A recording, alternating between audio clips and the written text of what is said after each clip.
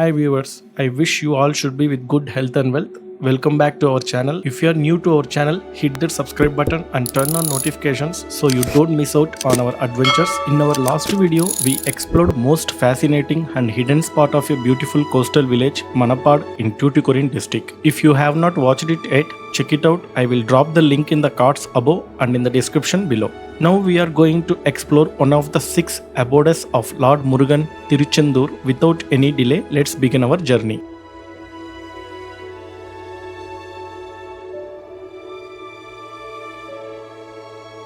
It's currently 2:30 pm and we have not had lunch yet, all thanks to the heavy traffic around Tiruchendur. Actually what happened means we were just 1 kilometer away from the temple, but due to multiple one-way routes enforced by traffic police all over the town, it took us nearly 40 minutes just to reach the temple premises and find parking.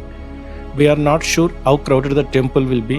Since mobile phones are strictly not allowed inside, I will try my level best to cover the outer premises of the temple and explain the history, darshan details and other interesting facts. Here we can see there are plenty of vegetarian restaurants around the area, which is very helpful for pilgrims and visitors. As we approach the temple, it's clearly undergoing renovation.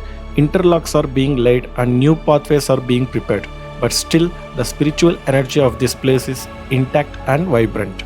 About the temple and Lord Murugan's 6 sacred abodes, Tiruchendur is one of the 6 sacred abodes, that is Arupadai Veedu in Tamil of Lord Murugan. The others are Tirutani, which is located near 60 kilometers from Chittur, and second one is Tiruparankundram and third one is Pandya-Chola. These both are located in Madurai, and the fourth one is Palani, which is near Dindukkal, and the fifth one is Swamimalai near Kumbakonam. The last one is Tiruchendur, where we are now.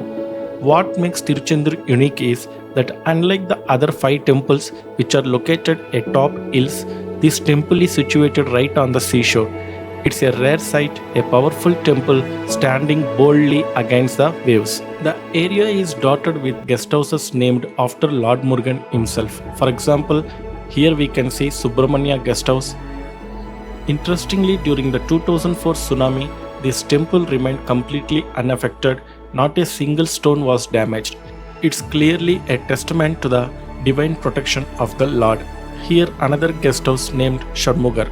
Lord Murugan is known by many names: Skanda, Kadamba, Kadirvela, Muruga, Shanmuga, Vadivela, Palani, Subramanya, Kartikeya and many more. Every corner of this town echoes his many forms. Here the board guiding you to the Air Tonser area, which many pilgrims visit as part of their vow. Here the footwear counter. I inquired at the temple entrance. There is currently a heavy crowd inside, but for free darshan may take 3 to 4 hours and a special darshan cost 100 rupees, takes about 2 hours. Here we can see the locker facility where we can keep our mobile phone.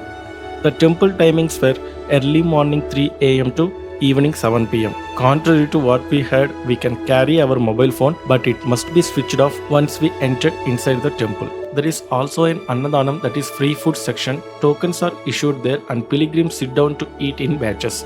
Food is served continuously, there is no specific time slot.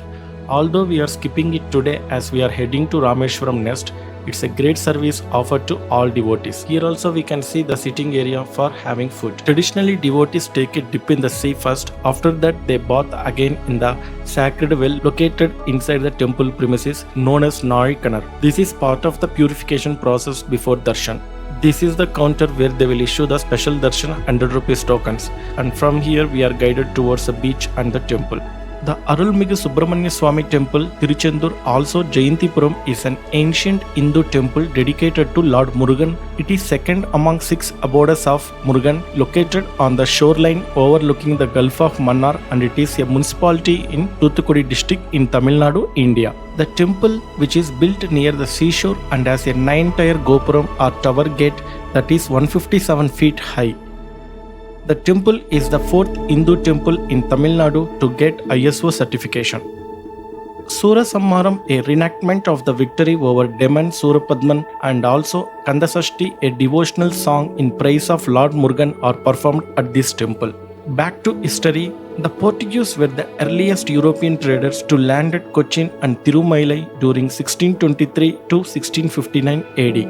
A treaty with the Dutch was concluded in 1646, by terms of which they were allowed to build a fort at Kailpatnam. This brought them into conflict with the Portuguese. The Portuguese seized a Dutch boat laden with goods and drove the Dutch out of their fort and destroyed it. The Dutch sought the aid of their governor at headquarters in Ceylon. He came over to the mainland in 10 boats, landed at Manapadu near to the Tuticorin, seized the Portuguese church at Veerampatnam and also occupied the temple at Tiruchendur from 1646 to 1648 and fortified the latter with guns. The people were sorely distressed and they appealed to Tirumalai Nayak. The Nayak sent word to the Dutch to vacate the temple and reimburse their loss at Kailpattinam. In the meanwhile, the people at Tiruchendur gathered a force consisting of 4 elephants, 50 to 60 horses and 500 to 600 men to oust the Dutch out of the temple. The attempt was unsuccessful with the loss of 50 men of the Nayak forces. The local people tried to free their temple with no success. In 1648, the Dutch finally vacated the temple on orders from the Nayak ruler. However, while leaving, carried away the idol Shanmukar and Shiva Natrajar, thinking that they were made of gold. Their attempt at melting it proving futile, they tried to carry them away by sea. During their voyage, the sea suddenly grew boisterous and rocked the ship violently. So the sailors realized their mistake of stealing the god. They dropped it in the middle of the sea and saw the storm stop immediately. According to legends, Lord Murugan appeared in a dream to Vadamaliyappa and revealed the place in the sea where the idol had been abandoned. Vadamaliyappa in the Tiruchendur temple went to the spot in a fishing boat and retrieved the Murti in 1653. Tiruchendur finds mention in the Skanda Puranam detailing the slaying of demon Surapadman by the god Murugan. The demon Surapadman got a boon from the god Shiva on account of severe penance that no power on earth, no one who has taken natural birth could harm him. Aspiring supremacy over the whole universe, he created a city in the seas named Veeram Kendiram, became his capital, and he started oppressing the devotees, saints, gods, and he imprisoned Indra, the king of the gods, and also disowed Indra's wife Indrani. When they appealed to Lord Shiva for protection, a powerful flame appeared from third eye of Shiva, carried by Lord of Air Vayu and Lord of Fire Agni. The flame was deposited in Ganga river from where it reached Saravana Poigai in south. The flame was transformed into 6 beautiful babies. The wives of sages shining as stars came down and nursed the babies. As the young child came to his mother, goddess Parvati took him in her lap and gave him the milk of knowledge. As the child grew up as a handsome youth, the mother gave him another gift, the veil, as if to remind him the purpose of his appearance on earth. Lord Murugan launched a bitter battle against Surapadman and his allies Singamukan and Tarakasuran, where Murugan killed all the sons of the Surapadman except Iranyan. Surapadman turned out to be a poor match before the supreme power of Murugan. When all his acts of deception failed, Surapadman took the form of a giant tree and launched indirect attack. Murugan then hurled his lance, the veil that pierced through the tree, dividing it into 2 parts. When Surapadman surrendered, Muruga, the Lord of Infinite Compassion, accepted him and transformed him as a peacock and rooster. The peacock and rooster serves the Lord as his vehicle and banner. This momentous struggle is annually recreated at Tiruchendur on 6th day of Skanda Shasti, the 6 days of Skanda. Surasamharam is not the destruction of Surapadman, Singamukan and Tarakasuran as individuals. It marked the destruction of the 3 stains or evils, that is ego, karma and maya. Skanda Shasti is not only an occasion for celebration but also an occasion for introspection and about a discipline in our life. There is no doubt that those who observe austerities during Skanda Shasti would be free from all obstacles in their life and derive all that they aspire for and attain the ultimate state of realization. Just 50 meters from the beach is Nyai Kinar, called the Nari Well, the miraculous freshwater spring which Lord Murugan is said to have created with his veil to quench the thirst of his warriors after the great battle. The water of this square well with a circumference of 14 feet is salty and brown in color. There is another well inside this well. Just 1 foot inside, the water of this well is clear and very tasty.